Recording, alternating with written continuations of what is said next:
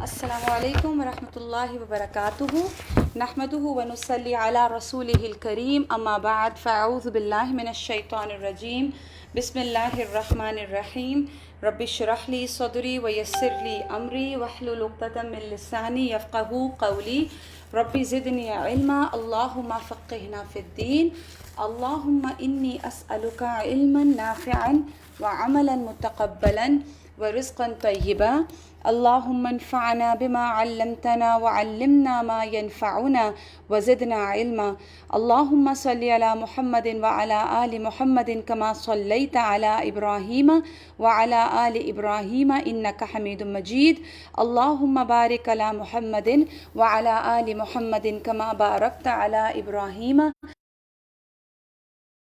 انک حمید مجید۔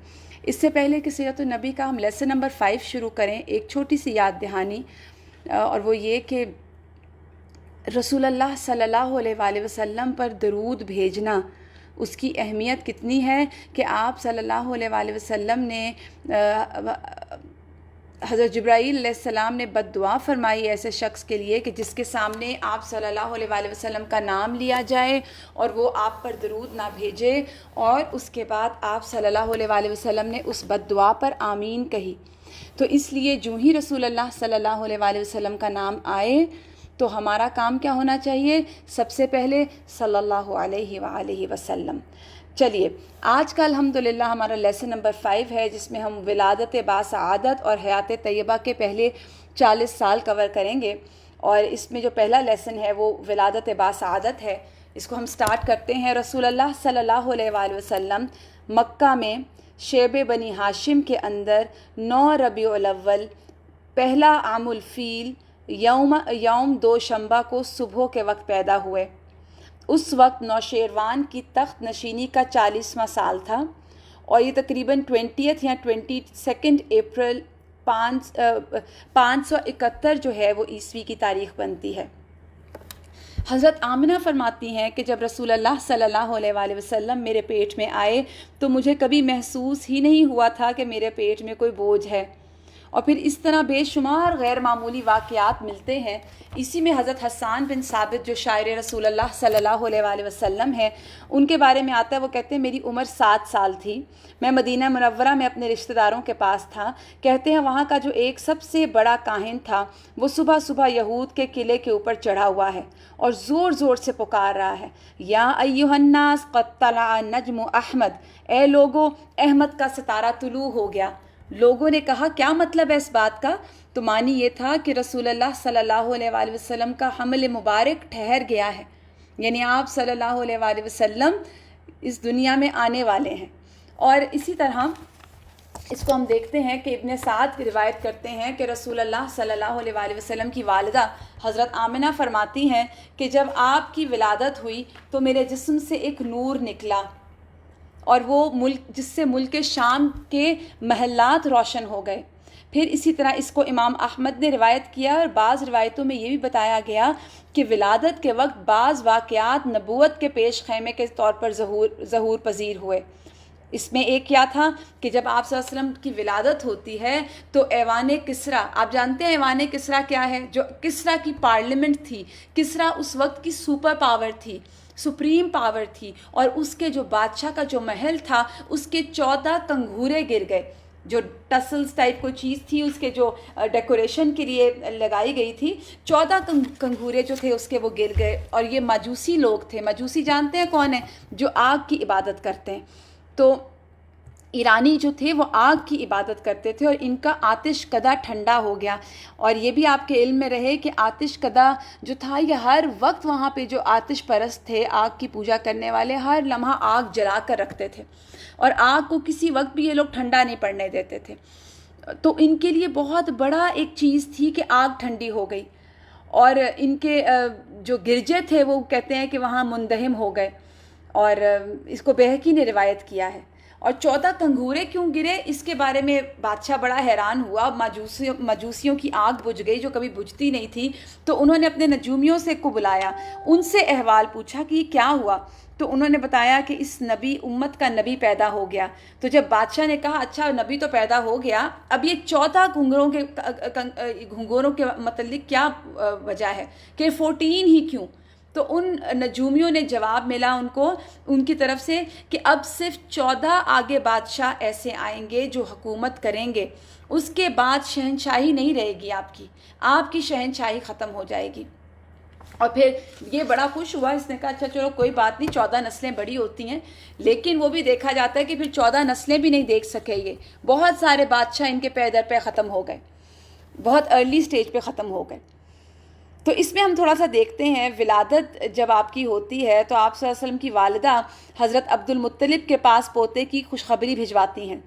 وہ شاداں اور فرحاں تشریف لاتے ہیں, آپ کو خانہ کعبہ میں لے جا کر اللہ سبحانہ تعالیٰ سے دعا کرتے ہیں, اللہ کا شکر ادا کرتے ہیں, اور ان کا نام محمد, اس آنے والے بچے کا نام محمد صلی اللہ علیہ وآلہ وسلم تجویز کیا جاتا ہے.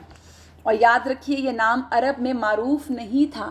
اس کے پیچھے بھی ایک واقعہ ہے, اور وہ کیا کہ ایک مرتبہ حضرت عبد المطلب جو ہیں وہ مکہ کے 4 لوگوں کے ساتھ شام کی طرف ٹریڈنگ کے لیے جاتے ہیں, تجارت کی غرض سے نکلے, اور وہاں کچھ یہودی علماء نے ان سے رابطہ کیا. ان کو پتہ چلا کہ مکہ سے کچھ لوگ آئے ہیں, تو انہوں نے پوچھا کہ آپ لوگ کون ہیں؟ کہا ہم قریش ہیں. انہوں نے یہودی علماء نے پوچھا آپ کیوں آئے ہیں؟ انہوں نے کہا ہم تجارت کی غرض سے آئے ہیں. تو انہوں نے کہا کہ ہم آپ کو ایک بات بتاتے ہیں. یہودی علماء کہنے لگے کہ انہوں نے کہا کہ تھوڑی ہی مدت رہ گئی ہے, سرزمین عرب میں ایک بچہ پیدا ہوگا اور وہ اس امت کا نبی ہوگا, اور وہ بچہ اس کا نام محمد ہوگا صلی اللہ علیہ وآلہ وسلم. تو عبداللہ کہتے ہیں کہ ہم چاروں نے یہ بات ذہن میں رکھ لی اور ارادہ کر لیا کہ جس کے گھر بھی بچے کی ولادت ہوگی تو نام محمد ہی رکھا جائے گا.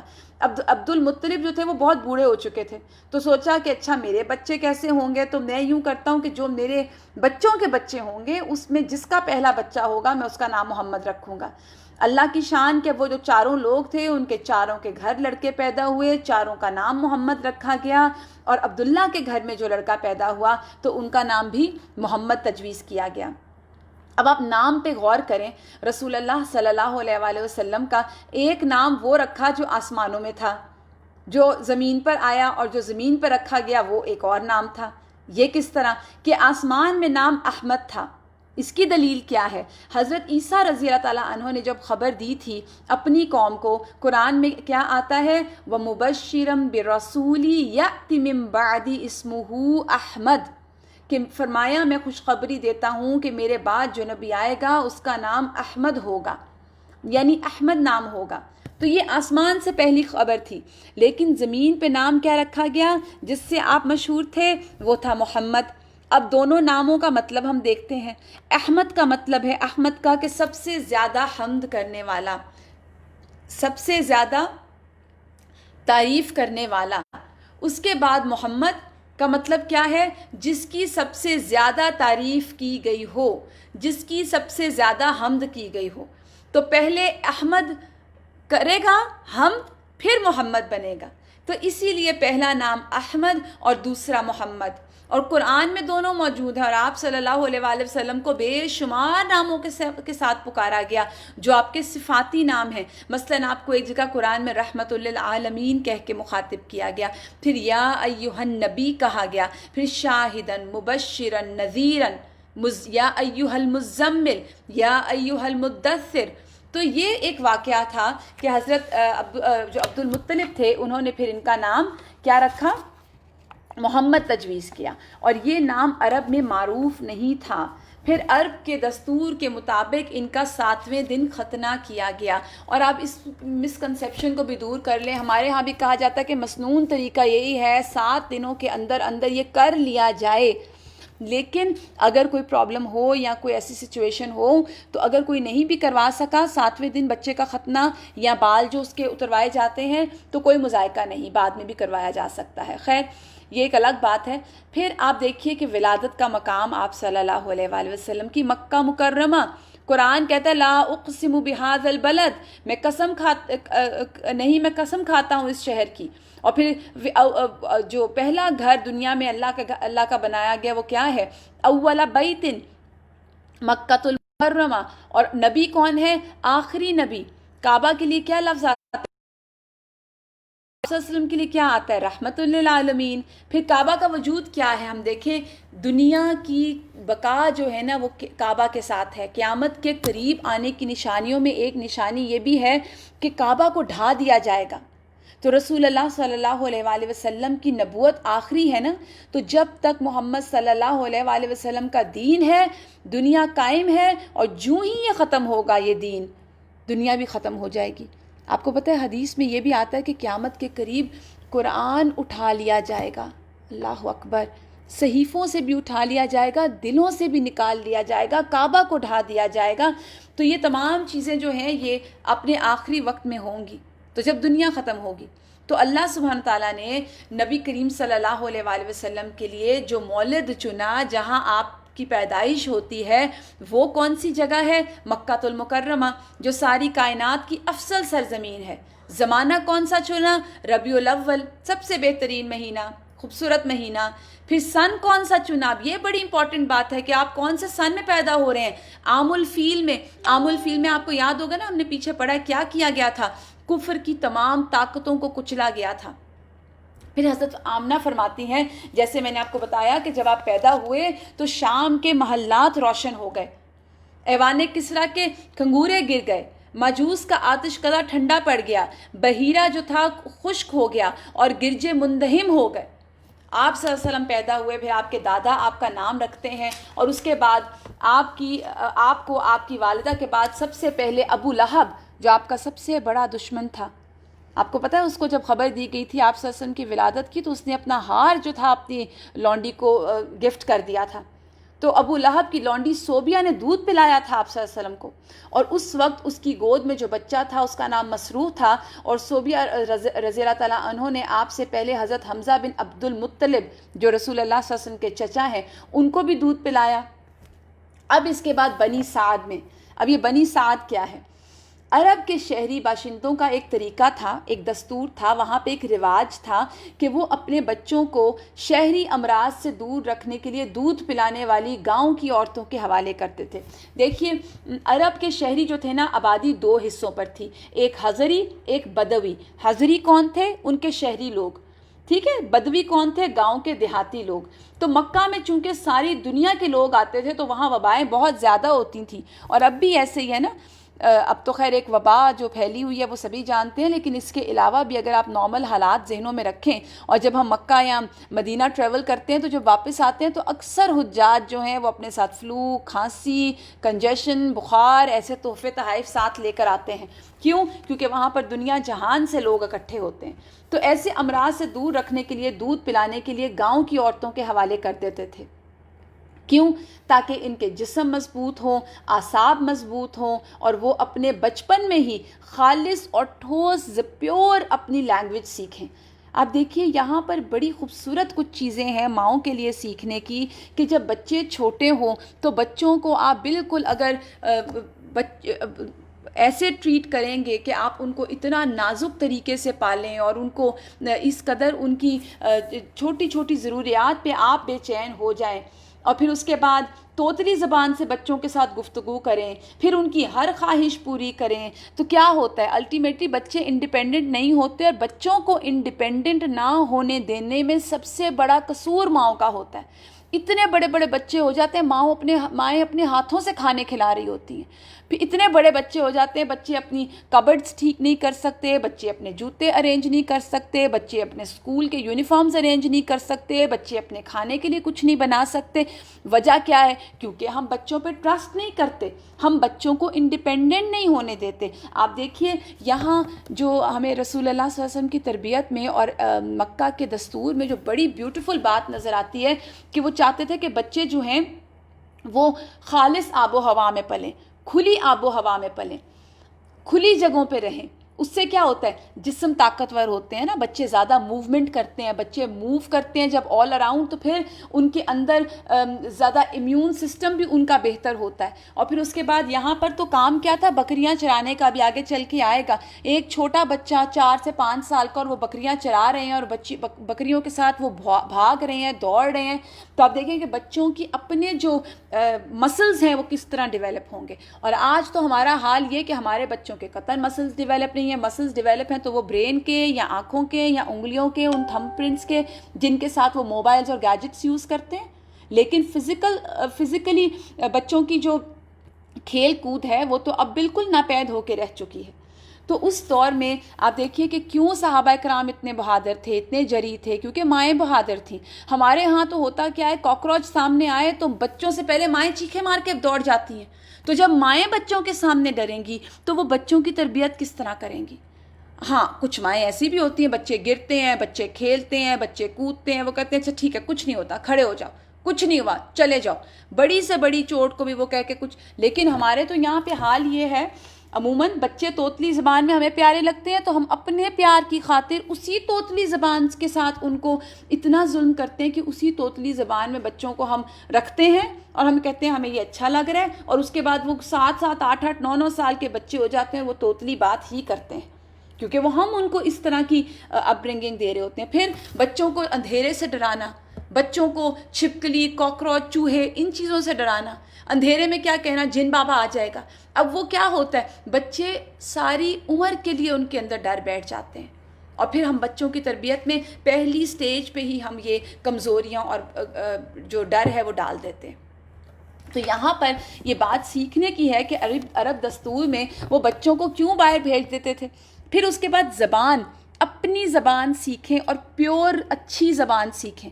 ہمارے بچے آج اردو کس طرح بول رہے ہیں، وہ ہے نہیں ہے اور ہونا یا نہیں ہوا، اس طرح کے الفاظ اکثر میں بچوں کو سنتی ہوں تو وہ جملہ بولیں گے تو کہیں گے یہ کام اس طرح نہیں ہوتا، بلکہ کہتے ہیں یہ کام اس طرح نہیں ہویا ہے. اب یہ دیکھیں چھوٹی چھوٹی باتیں ہیں، لیکن ہم اس میں اگر بچوں کی اصلاح نہیں کرتے اور ہم ان کے جملے درست نہیں کرواتے تو وہ اسی طرح لے کے جب بڑے ہوں گے. تو اگر بچوں کو کہیں پبلک سپیچ کرنی پڑے تو وہ کیا بولیں گے جب جملوں کی ورڈ فارمیشن ہی ٹھیک نہیں ہوگی.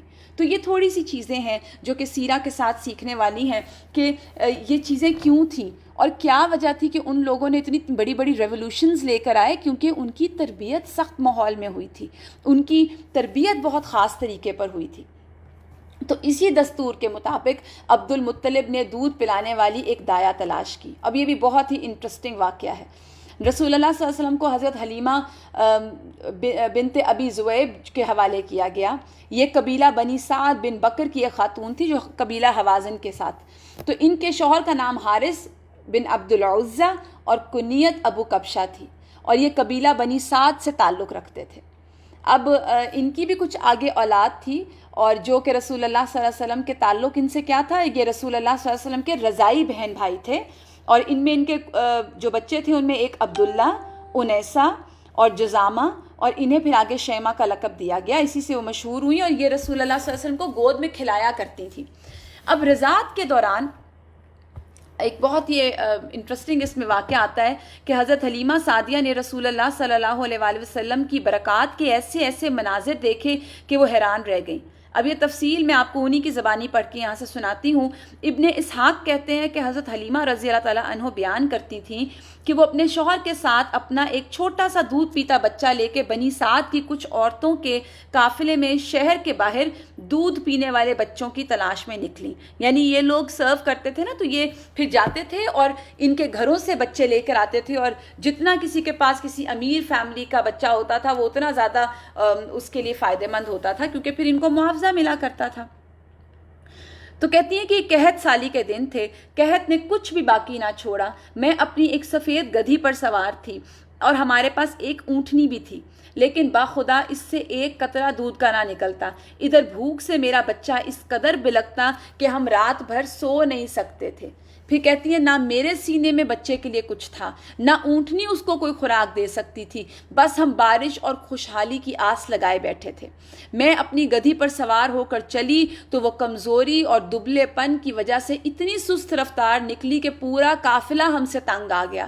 خیر ہم کسی نہ کسی طرح دودھ پینے والے بچوں کی تلاش میں مکہ پہنچ گئے۔ پھر ہم میں سے کوئی عورت ایسی نہیں تھی جس پر رسول اللہ صلی اللہ علیہ وآلہ وسلم کو پیش نہ کیا گیا ہو۔ کتنی خوبصورت بات ہے نا، اللہ کے رسول ہیں، ہر عورت کی گود میں دیے جا رہے ہیں، مگر جب اس عورت کو بتایا جاتا کہ آپ یتیم ہیں تو وہ آپ کو لینے سے انکار کر دیتی۔ اللہ اکبر۔ کئی مرتبہ آتا ہے نا کہ ہمیں لگ رہا ہوتا ہے کہ فلاں چیز ہمیں بہت فائدہ دے گی اور ہم اس کو بڑا فائدہ مند سمجھ کے اٹھا لیتے ہیں، اور اس میں سے تو ہمیں کچھ نہیں ملتا، لیکن کچھ چیزیں جو ہوتی ہیں جو ہمیں بالکل فائدہ مند نہیں لگ رہی ہوتی اور ہم ان کو لے لیتے ہیں، اور ہم کچھ حالات بھی ایسے ہو سکتے ہیں، چیزیں بھی ایسی ہو سکتی ہیں، اشیاء بھی ہو سکتی ہیں، ان کو جب ہم ایکسیپٹ کر لیتے ہیں تو وہ ہمارے لیے باعث خیر بن جاتی ہیں۔ بات ساری ایکسیپٹنس کی ہے۔ تو آپ دیکھیے یہاں پر کہتی ہیں کہ چونکہ ہم بچے کے والد سے کچھ نہ کچھ ملنے کی امید رکھتے تھے تو ہم کہتے یہ تو یتیم ہے، بھلا اس کی بیوہ ماں نے کیا دینا ہے۔ یہی وجہ تھی کہ ہم میں سے کوئی آپ کو لینا نہیں چاہتا تھا۔ ادھر جتنی عورتیں میرے ہمراہ آئیں سب کو کوئی نہ کوئی بچہ مل گیا، صرف مجھ کو کچھ نہ ملا۔ تو جب واپسی کی باری آئی تو میں نے اپنی شوہر سے کہا خدا کی قسم مجھے اچھا نہیں لگتا کہ میری ساری سہیلیاں تو بچے لے لے کر جائیں اور تنہا میں کوئی بچہ لیے بغیر واپس چلی جاؤں، میں جا کر اسی یتیم بچے کو لے لیتی ہوں۔ شوہر نے کہا کوئی حرج نہیں، ممکن ہے اللہ اسی بچے میں ہمارے لیے برکت دے دے۔ اور اس کے بعد میں نے جا کر بچہ لے لیا، اور محض اس بنا پر لیا تھا کہ کوئی اور بچہ ملا نہیں تھا، یہ وجہ نہیں تھی کہ ان کو کوئی برکات نظر آ گئیں۔ اب بہت انٹرسٹنگ بات شروع ہوتی ہے۔ حضرت حلیمہ کہتی ہیں کہ جب میں بچے کو لے کر اپنے ڈیرے پر واپس آئی اور اسے اپنی آغوش میں رکھا تو اس نے جس قدر چاہا دونوں سینے دودھ کے ساتھ امٹ پڑے۔ یعنی وہ کہتی ہیں کہ مجھے دودھ اتر آیا، دودھ تھا ہی نہیں لیکن اب بالکل فلو کے ساتھ دودھ تھا، اور اس بچے نے شکم سیر ہو کر پیٹ بھر کے دودھ پیا، اور اس کے ساتھ اس کے بھائی نے بھی پیٹ بھر کر دودھ پیا۔ یعنی وہ بچہ حضرت حلیمہ کا جو اپنا بچہ تھا اور جو ان کو بہت تنگ کر رہا تھا اور رات سونے نہیں دیتا تھا، کس طرح دودھ اترا، پیٹ بھر کے انہوں نے دودھ پیا، پھر دونوں بچے سو گئے۔ حالانکہ پہلے ہم اس اپنے بچے کے ساتھ سو نہیں سکتے تھے۔ ادھر میرے شوہر اونٹنی کو دھونے گئے تو دیکھا کہ اس کا تھن بھی دودھ سے لبریز ہے۔ انہوں نے اتنا دودھ دوہا کہ ہم دونوں نے نہایت آسودہ ہو کر پیا اور بڑے آرام سے رات گزاری۔ ان کا بیان ہے کہ صبح ہوئی تو میرے شوہر نے کہا حلیمہ خدا کی قسم تم نے ایک بڑی بابرکت روح حاصل کی۔ میں نے کہا مجھے بھی یہی توقع ہے۔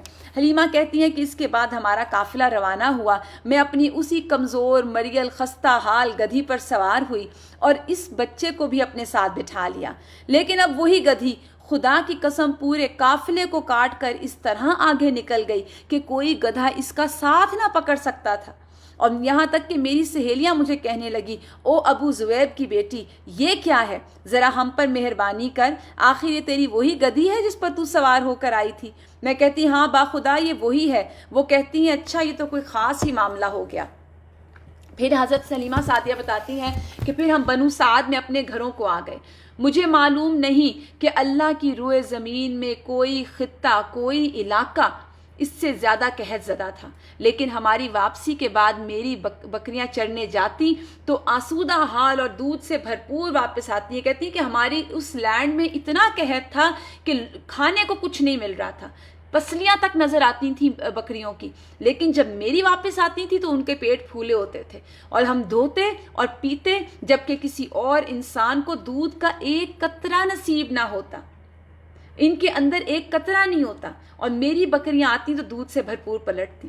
اس طرح ہم اللہ کی طرف سے مسلسل اضافے اور خیر کا مشاہدہ کرتے رہے، یعنی ہم غور کر رہے تھے کہ یہ ہو کیا رہا ہے ہمارے ساتھ، یہاں تک کہ اس بچے کے 2 سال پورے ہو گئے اور میں نے دودھ چھڑا دیا۔ اب اس دوران حضرت حلیمہ جو ہیں وہ ہر 6 ماہ بعد حضرت آمنہ کو ملوانے لے کے جاتی رسول اللہ صلی اللہ علیہ وآلہ وسلم کو۔ پھر کہتی ہیں کہ یہ بچہ جو دوسرے بچوں کے مقابلے میں اس طرح بڑھ رہا تھا کہ 2 سال پورے ہوئے اور وہ کڑا اور گٹھیلا ہو گیا، اور اس کے بعد ہم اس بچے کو اس کی والدہ کے پاس لے گئے۔ لیکن اب یہ کہتی ہیں کہ جو ہمارے دل کا حال تھا کہ ہم چاہتے ہی نہیں تھے کہ یہ بچہ جائے، کیونکہ اس کے ذریعے جو برکتیں ہم دیکھتے آئے تھے اس کی وجہ سے ہماری خواہش یہی تھی کہ یہ ہمارے پاس ہی رہے، یہ کہیں نہ جائے۔ چنانچہ ہم نے اس کی ماں سے گفتگو کی۔ میں نے کہا کیوں نہیں آپ اپنے بچے کو ہمارے پاس رہنے دیتی، ذرا مضبوط ہو جائے، کیونکہ مجھے اس کے متعلق مکہ کی وبا کا خطرہ ہے۔ تو پھر حضرت آمنہ نے ان کے مسلسل اصرار پر انہیں بچہ واپس دے دیا۔ اب یہاں پر اگلا واقعہ آتا ہے شق صدر کا، جب رسول اللہ صلی اللہ علیہ وآلہ وسلم کا بچپن میں سینہ مبارک کو چاک کیا گیا۔ اسی طرح رسول اللہ صلی اللہ علیہ وآلہ وسلم کی مدت رضاعت ختم ہونے کے بعد بھی بنو سعد میں ہی آپ رہے، یہاں تک کہ ولادت کے 4 یا 5ویں سال شق صدر سینہ مبارک چاک کرنے کا واقعہ پیش آیا، اور اس کی تفسیر حضرت انس کی ایک حدیث صحیح مسلم میں مروی ہے۔ رسول اللہ صلی اللہ علیہ وآلہ وسلم کے پاس حضرت جبرائیل علیہ السلام تشریف لائے۔ آپ بچوں کے ساتھ کھیل رہے تھے، کہا جاتا ہے یہاں پہ آپ کی عمر مبارک کو 4 سال تھی۔ اچھا، حضرت جبرائیل نے آپ کو پکڑ کر لٹایا اور سینہ چاک کر کے دل نکالا، پھر دل سے ایک لوتھڑا نکال کر فرمایا یہ تم میں سے شیطان کا حصہ ہے۔ اب یہ دیکھیے دل کے اندر دل کو کھولا، یہ پراپر اوپن ہارٹ سرجری کی گئی تھی آپ صلی اللہ علیہ وآلہ وسلم کی، لیکن یہاں پہ کوئی دل کی بیماری وہ والی طبعی بیماری نہیں تھی، یہ وہ روح کے اندر جو ایک دل کے اندر جو ایک حصہ موجود ہے۔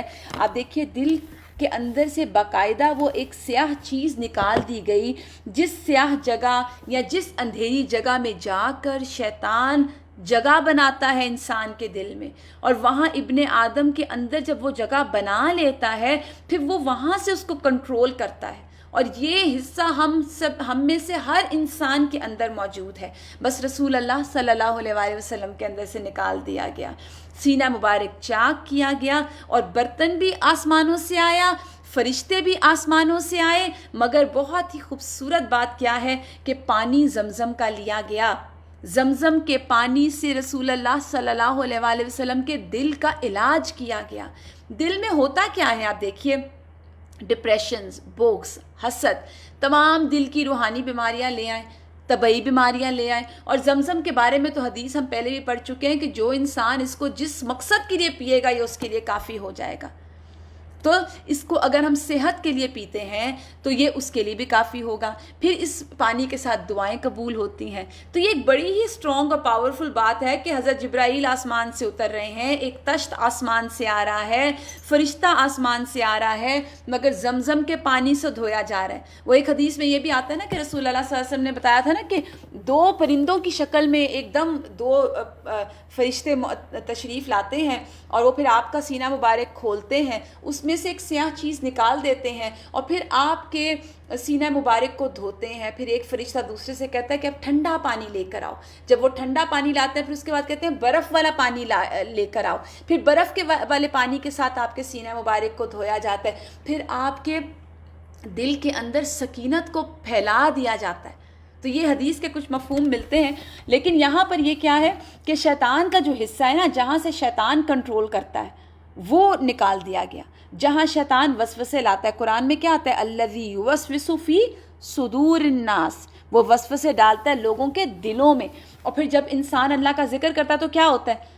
وہ وسوسے ڈالنے والا شیطان دور ہو جاتا ہے، اور جب ذکر چھوڑتا ہے شیطان فوراً آ کے قبضہ کر لیتا ہے، اور اس طرح قبضہ کرتا ہے کہ پھر کوئی جگہ کسی اور کے لیے چھوڑتا ہی نہیں۔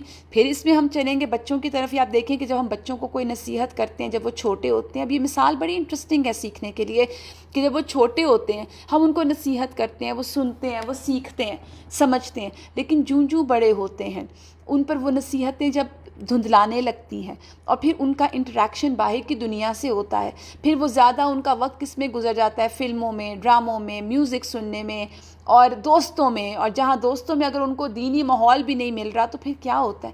آہستہ آہستہ وہ بچے جو بچپن میں دین میں ہوتے ہیں وہ دین سے دور ہونے لگ جاتے ہیں، اور وجہ کیا ہوتی ہے؟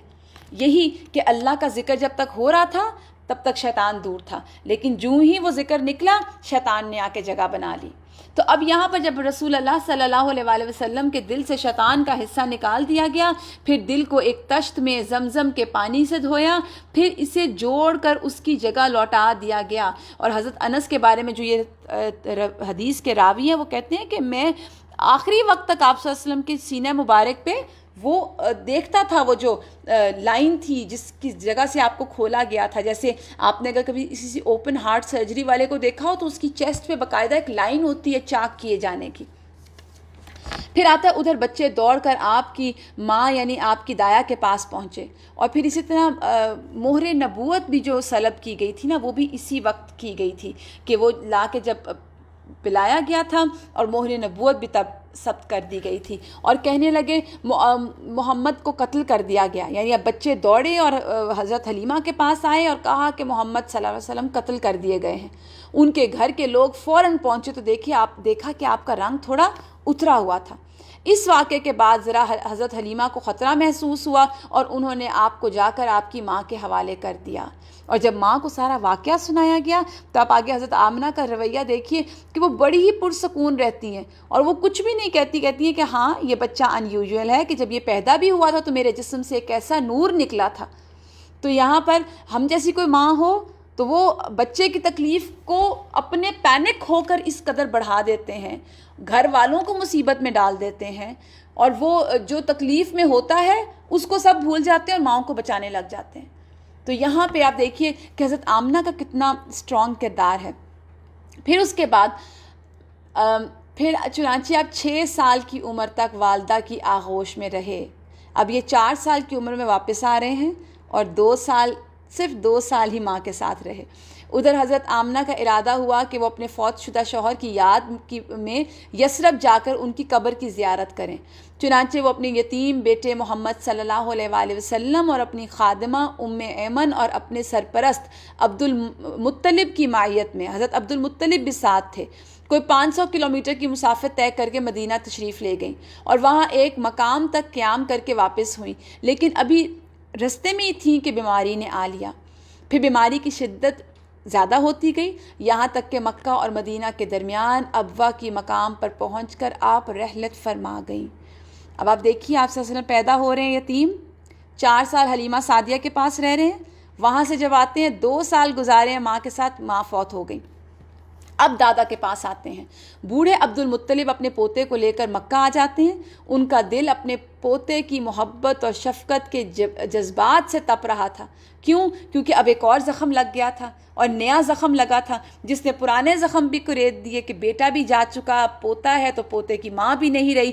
تو عبد المطلب کے جذبات میں پوتے کے لیے ایسی محبت تھی کہ کہتے ہیں کہ اپنی سگی اولاد میں بھی کسی کے لیے ایسی محبت حضرت عبد المطلب کے لیے نہیں دیکھنے میں آئی. تو چنانچہ اب کیا ہوتا ہے، قسمت نے پھر آپ کو سامنے لا کھڑا کیا، آپ کو تنہائی کے جس صحرا میں لا کے کھڑا کیا. عبد المطلب اس میں آپ کو تنہا چھوڑنے کے لیے تیار نہیں تھے، ہر وقت آپ کو اپنے ساتھ رکھتے، مگر آپ کو اپنی اولاد سے بڑھ کر چاہتے اور کسی بزرگ اور بڑوں کی طرح آپ صلی اللہ علیہ وآلہ وسلم کا احترام کیا کرتے تھے. ابن حشام کا بیان ہے کہ عبد المطلب کے لیے خانہ کعبہ کے سائے میں ایک فرش بچھایا جاتا تھا. اس کے سارے لڑکے جو حضرت عبد المطلب کے تھے وہ اس کے ارد گرد بیٹھتے، لیکن عبد المطلب جب تشریف لاتے تو فرش پر اسی جگہ پر جو ان کے لیے اسپیسیفک سیٹ بنائی جاتی تھی نا وہاں بیٹھتے تھے. اور ان کی عظمت کی وجہ سے کوئی لڑکا وہاں نہیں بیٹھتا تھا. لیکن رسول اللہ صلی اللہ علیہ وآلہ وسلم اب یہاں پہ کتنی عمر ہے؟ 6 سال. جب تشریف لاتے تو فرش پر بیٹھ جاتے.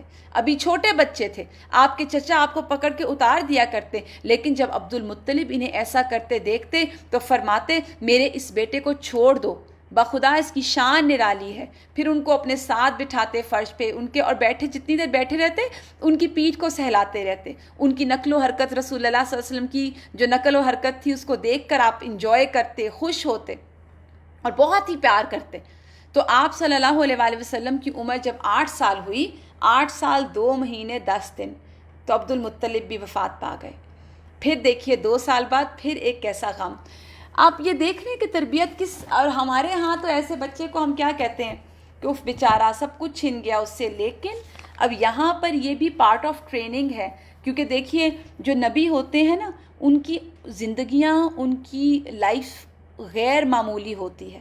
اور ایسا کیوں سب کچھ کیا جا رہا ہے؟ آزمائش پہ آزمائش، آزمائش پہ آزمائش، کیونکہ اللہ سبحانہ تعالیٰ، یاد رکھیے، کسی کو اس کی استطاعت سے زیادہ نہیں آزماتے۔ آپ صلی اللہ علیہ وآلہ وسلم کا مشن بہت بڑا تھا۔ یہ جو غم آ رہے ہیں نا، اس سے بھی بڑے بڑے غم آگے ابھی دیکھنے تھے، اس سے بڑی بڑی مشکلیں ابھی آگے دیکھنی تھی۔ تو یہاں پر چھوٹی سٹیج پہ جب ایسے غم ملے تو کیا ہوا؟ آپ صلی اللہ علیہ وسلم سٹرونگ ہو گئے ہوئے تھے، آپ کے نروز سٹرونگ تھے، آپ کی محبتیں ایک کے بعد ایک کر کے لی جا رہی تھیں۔ آپ دیکھیے نا کہ 8 سال 2 مہینے یہ بچہ جس سے اٹیچ ہو رہا ہے وہ شخص جاتا جا رہا ہے۔ پہلے حضرت حلیمہ سے اٹیچ ہو گئے 4 سال، حضرت حلیمہ چھوڑ گئیں۔ پھر اس کے بعد ماں سے اٹیچ ہوئے ہوں گے 2 سال، ماں فوت ہو گئیں۔ پھر دادا سے اٹیچ ہوئے، دادا فوت کر لیے گئے۔ تو اب کیا ہوتا ہے؟ دادا عبد المطلب کا جب انتقال ہوا تو وہ وفات سے پہلے خود ان کو چچا ابو طالب کی سپردگی میں کر کے گئے، جو کہ عبداللہ کے سگے بھائی تھے، آپ صلی اللہ علیہ وسلم کے سگے چچا تھے۔ ان کو کفالت کی وصیت کی گئی۔ اور اب جب آپ ابو طالب کی کفالت میں آتے ہیں تو ابو طالب نے اپنے بھتیجے کا حق کے کفالت بہت ہی خوبصورتی سے ادا کیا۔ آپ صلی اللہ علیہ وسلم کو اپنی اولاد میں شامل کیا، کہا جاتا ہے بلکہ ان سے بڑھ کے مانا، آپ کو بہت اعزاز اور احترام دیا۔ 40 سال سے زیادہ عرصے تک آپ کو قوت پہنچائی، یعنی نبوت کے بعد بھی آپ کو بہت سپورٹ ملی حضرت ابو طالب کی۔ یہاں پر ایک اور واقعہ آتا ہے، اور وہ اس میں آتا ہے کہ ابن عساکر نے روایت کی ہے کہ جب میں مکہ آیا لوگ قحط سے دوچار تھے۔ قریش نے کہا ابو طالب وادی قحط کا شکار ہے، بال بچے کال کی زد میں ہیں، چلیے بارش کی دعا کیجیے۔ تو ابو طالب ایک بچہ ساتھ لے کر برآمد ہوئے۔ اب یہ بچہ کون ہے؟ رسول اللہ صلی اللہ علیہ وآلہ وسلم۔ بچہ کیا تھا؟ ابر آلود سورج معلوم ہوتا تھا، جس سے گھنا بادل ابھی ابھی چھٹا ہو، یعنی ایسا سورج چمکتا ہوتا ہے نا جب بارش برساتا ہے، اور اس کے بعد جب بادل چھٹتے ہیں تو کیسا سورج طلوع ہوتا ہے۔ تو اس طرح کا بچہ تھا۔ اس کے ارد گرد اور بھی بچے تھے۔ ابو طالب نے اس بچے کا ہاتھ پکڑ کر اس کی پیٹھ کعبہ کی دیوار سے ٹیک دی۔ بچے نے ان کی انگلی پکڑ رکھی تھی۔ اس وقت آسمان پر بادل کا ایک ٹکڑا نہیں تھا، لیکن کہتے ہیں کہ دیکھتے ہی دیکھتے ادھر ادھر سے بادل کی آمد شروع ہو گئی، اور ایسی دھواں دھار بارش ہوئی کہ وادی میں سیلاب آ گیا، شہر و بیاباں شاداب ہو گئے۔ اور بعد میں ابو طالب نے اسی واقعے کی طرف اشارہ کرتے ہوئے محمد صلی اللہ علیہ وسلم کی مدح میں کہا تھا، وہ خوبصورت ہیں، ان کے چہرے سے بارش کا فیضان طلب کیا جاتا ہے، یتیموں کے ماں باپ، بیواؤں کے محافظ ہیں۔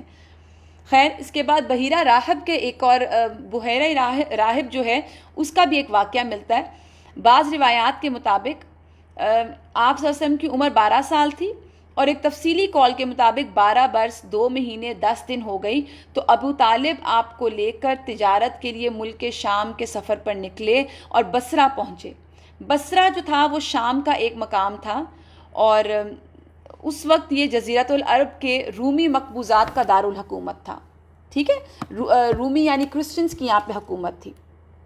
اس شہر میں جرجیس نامی ایک راہب رہتا تھا، اور راہب آپ کو پتہ نا تارک دنیا، جو دنیا چھوڑ کے بالکل الگ رہتے ہیں اور اپنی اس میں دنیا میں ہوتے ہیں، جو بحیرہ کے لقب سے معروف تھا۔ جب قافلے نے وہاں پڑاؤ ڈالا تو یہ راہب اپنے گرجے سے نکل کر قافلے کے اندر آیا، اس کی میزبانی کی۔ حالانکہ کہا جاتا ہے کہ اس سے پہلے یہ راہب کبھی کسی نے نہیں دیکھا تھا، وہ کبھی باہر نہیں نکلتا تھا۔ اس نے رسول اللہ صلی اللہ علیہ وآلہ وسلم کو آپ صلی اللہ علیہ وآلہ وسلم کی اوصاف کی بنا پر پہچان لیا۔ اور یہ کیا عمر ہے؟ 12 برس۔ قرآن کیا کہتا ہے؟ یہ تمہیں اس طرح پہچانتے ہیں جس طرح کوئی اپنے بچوں کو پہچانتا ہے۔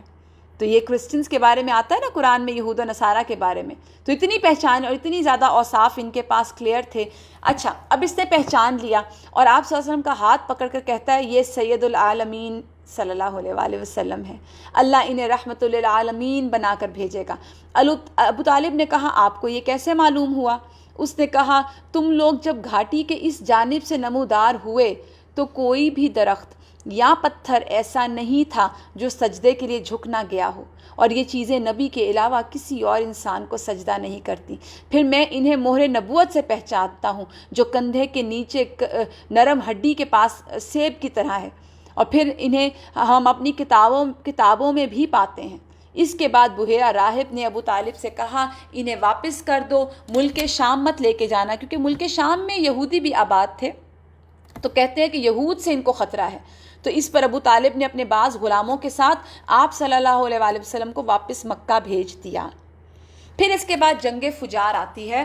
آپ صلی اللہ علیہ وسلم کی عمر 15 برس کی ہوئی تو جنگ فجار پیش آئی، اور اس جنگ میں ایک طرف قریش کے ساتھ بنو کنانہ، دوسری طرف قیس اعلان تھے، اور قریش اور کنانہ کا جو آپس میں کمانڈر حرب بن امیہ تھا، کیونکہ وہ اپنے سن اور اپنے شرف کی وجہ سے قریش اور کنانہ کے نزدیک بہت بڑا مرتبہ رکھتا تھا۔